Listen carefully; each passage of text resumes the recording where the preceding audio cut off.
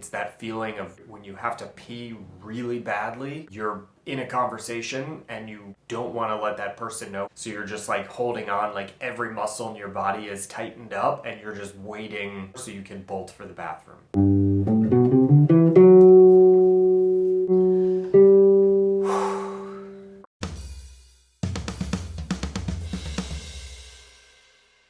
One of the things that I like to do that I think is very helpful is to distinguish between pure major and major 7. They're two very different sounds in my ear. Pure major is very bright, very happy. It behaves in certain ways that major 7 doesn't behave. And major 7 is actually quite sad and remorseful. There's a lot of regret in the major 7 sound. That's what we're going to listen to today. We're going to use the tension major 7 to explore both sounds. We're going to use it in two different ways. So grab the PDF and let's look at this together.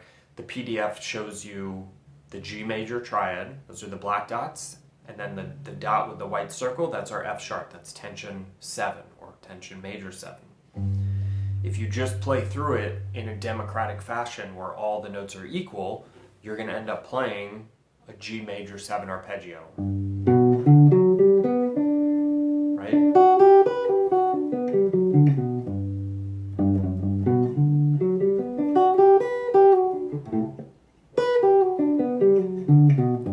This is how rarely I just sit and practice arpeggios, because I think they're really boring and they don't add much value to my playing. Okay? If you don't know them, if you haven't worked on them, if you can't write out the pitches for each one as you go, you should be able to do that. But at a certain point, unless you want to sound like you're running arpeggios all the time, you have to stop. Find other more creative ways to work on them. So today what we're going to do is we're going to just use this shape to work on our ear to hear the difference between pure major and major 7. So pure major is sort of the old school version, right? It's like if you study a college class, if you take music theory and they talk about a major key, you're going to get, do, re, mi, fa, sol, la, ti, do.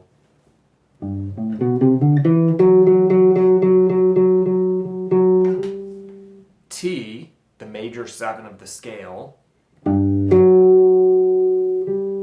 is a leading tone. It will always want to pull up to the root note by nature. This is a tension 7. It's a very aggressive tension. It's that feeling of when you have to pee really badly, but you're like stuck having a conversation with someone. Maybe it's a boss, maybe it's somebody you're really interested in romantically, whatever it is, you're in a conversation and you don't want to let that person know, or you can't let them know that you have to pee, so you're just like holding on, like every muscle in your body is tightened up and you're just waiting that 30 seconds, 45 seconds, 2 minutes for them to think the conversation's over so you can bolt for the bathroom. That's the feeling of the leading tone.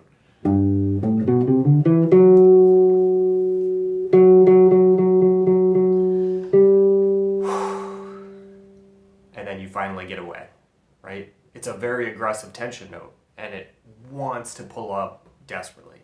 I've talked about in the past that half steps or semitones, I've tried to figure out why some people refer to them as half steps and some semitones. I'm not sure if it's an American versus European thing, but one fret, anytime we're talking about moving one fret, that's where all of the intense human longing and desire hides in Western tonal music. It's in the half steps, okay? Anytime we see a half step, we're going to have a really intense emotion. Tension flat 2, our Dracula note that we talked about a few weeks ago. Tension 4, really wanting to pull down to the 3rd. Tension sharp 4, that really spooky note, wanting to come up to the 5. Tension flat 6, the Batman note. Anywhere that we see a half step away from the triad is intensity, and the leading tone is the most intense because it's right next to the root note and it desperately wants to go back to it.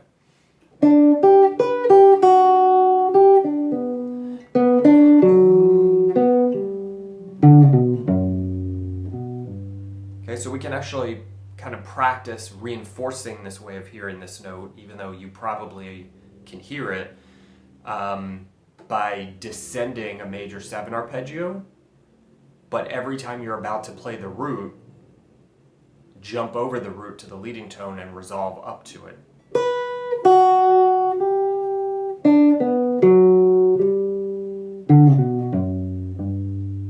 Okay, so you're moving against the grain, you're descending, and then you have these little pockets where you're coming up. Don't try and rush through this. This is not muscle memory building. This is not riff building. This is ear building. We want to hear that leading tone, that tension 7 resolving up to the root.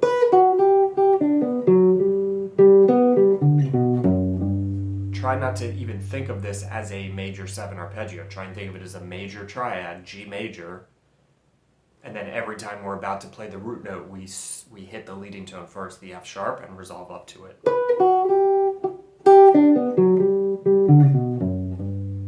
Okay, you can do it in any of our positions.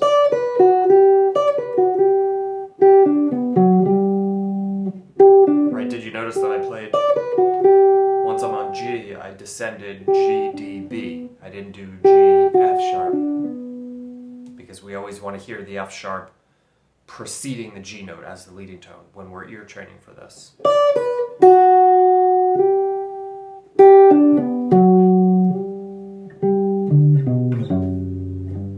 Okay.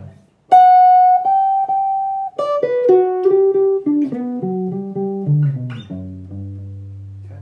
Descend the arpeggio so that you can hear the leading tone getting pulled up to the G note. So we're not really descending the G major 7 arpeggio, we're descending a G major triad, and we're using the tension 7 as a tension note.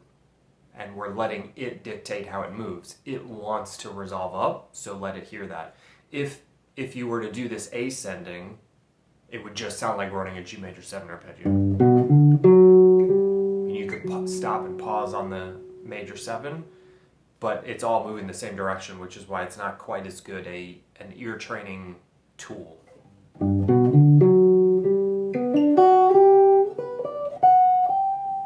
Right, because it's not catching your ear's attention quite as strongly because it just sounds like we're moving up, even if you stop and pause on it momentarily. Versus true major 7, right? This is the notes that I'm playing. If I wrote them down on paper, they would be a G major 7 arpeggio, but it's still implying the sound of G major to me. The 7 is a tension note that wants to pull back into the G major triad.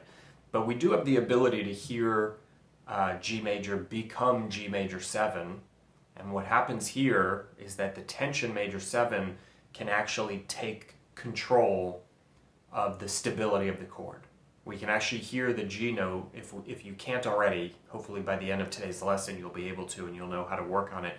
You can train your ear to hear the G note over a G major 7 as unresolved and wanting to resolve down to F sharp. Okay, and when this happens, we're actually not really playing a G major triad anymore. I'll show you what it is in a minute. But the way I would recommend working on this is the exact opposite. So ascend the G major triad, but every time you get to G, rather than playing the tension 7 and resolving up, I want you to play the G and then pull it down to F sharp. Okay? Before I play you that example, let me just feed your ear this sound quickly so you can hear what I'm talking about. So I'm just going to play around inside of the G major triad. I'm going to improvise.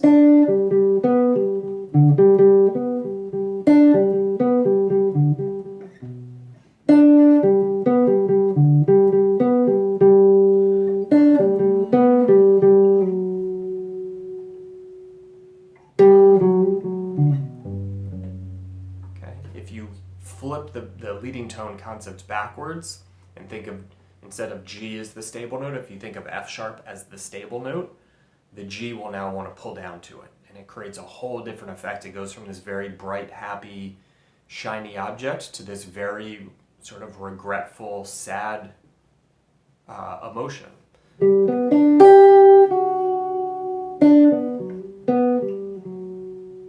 Right? Can you feel how it's not really filled with joy anymore?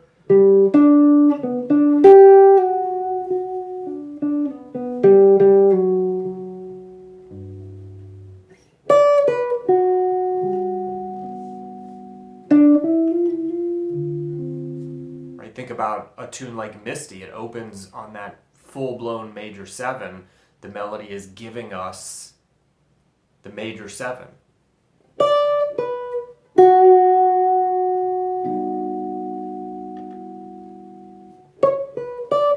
It's not a happy sound, right? It's kind of a sad sound.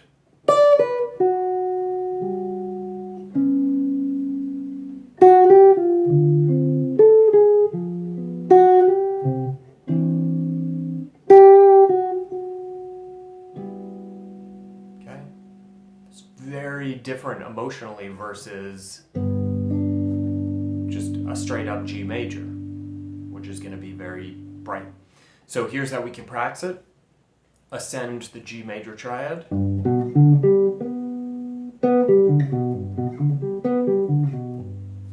when you hit the G note, every time you hit G, swell into it and resolve it down to F sharp.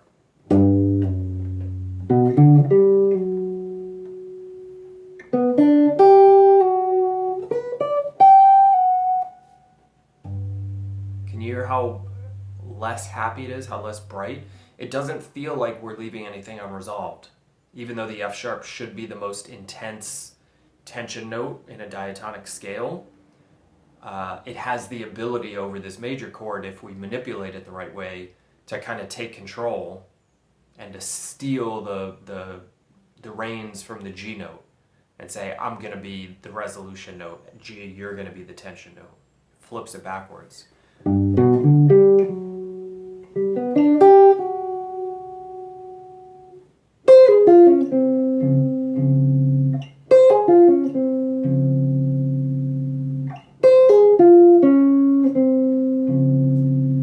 That's the opening to, sometimes my brain doesn't like working before I finish my coffee. Can't think of the name of the tune all of a sudden. Somebody chime in and remind me the name of the tune. It's opening over a D flat major 7 on a quote unquote D flat major 7 arpeggio. But if you play it, it's descending and the root note is resolving down to the major 7. Right?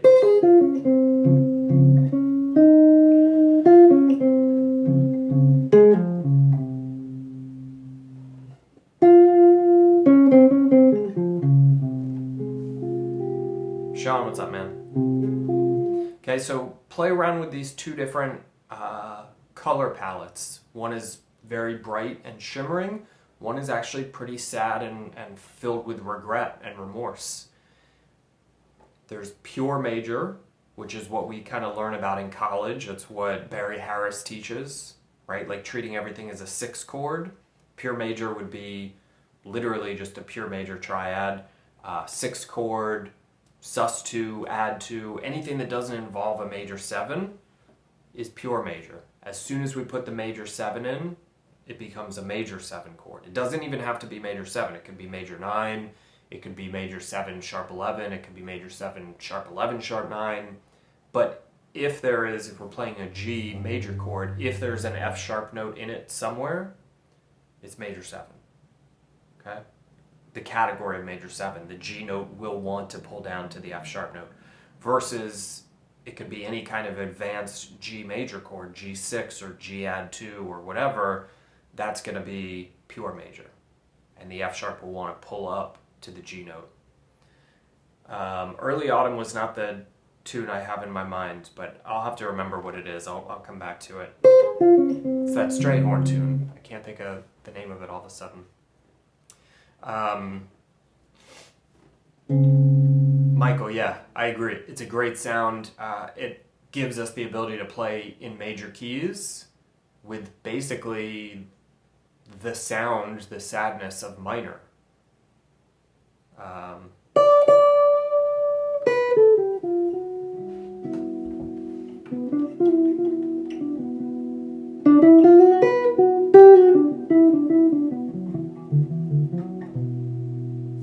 That's like a minor blues sound, but I'm playing it over G major.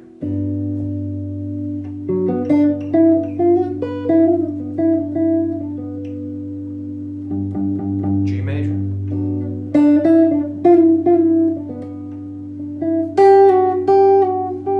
Can you hear how natural that it sounds when the G the F sharp here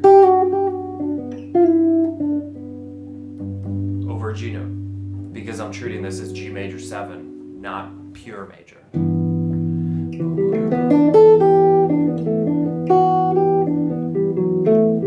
Here the F sharp wants to pull up to G.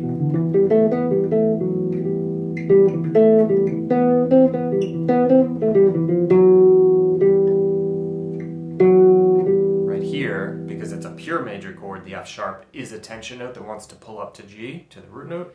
In major 7, what I think of as major 7, which is a very sad sound, the root note is taken over by the tension 7. The tension 7 becomes the resolution note. It's one of the few times we really see this happen. It doesn't happen very often. I'm trying to think if there's any other examples I can think of. The same thing's going to happen with minor major chords also. The major 7 note is going to take over the root note's role. If we're thinking legit minor major 7 versus just like minor or minor 6, those are pure minor. Just like we have it with major chords, pure major and major 7, we also have pure minor versus minor major. It's the same exact thing, except the third is flat or natural. We'll leave it at that today.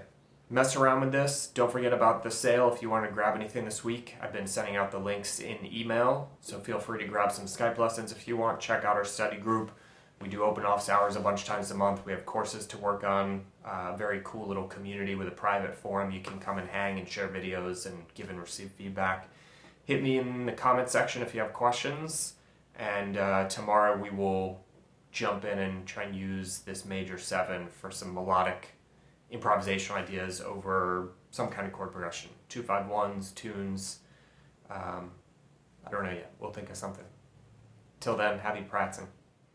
Hey YouTube, it's Jordan Clemens with NYC Jazz Guitar Masterclasses and the Melodic Triad Study Group. Thank you so much for watching this video. I hope you enjoyed it. I have a ton of content coming out on YouTube this year. We've been doing daily jazz guitar lessons, so I'm going to be posting videos like this pretty much every day. So if you dug this and you want to follow me, subscribe and make sure that you turn on notifications so that you can watch more videos like this. Thanks again for watching. Hope to see you in the comment section. Hope to see you in the next video.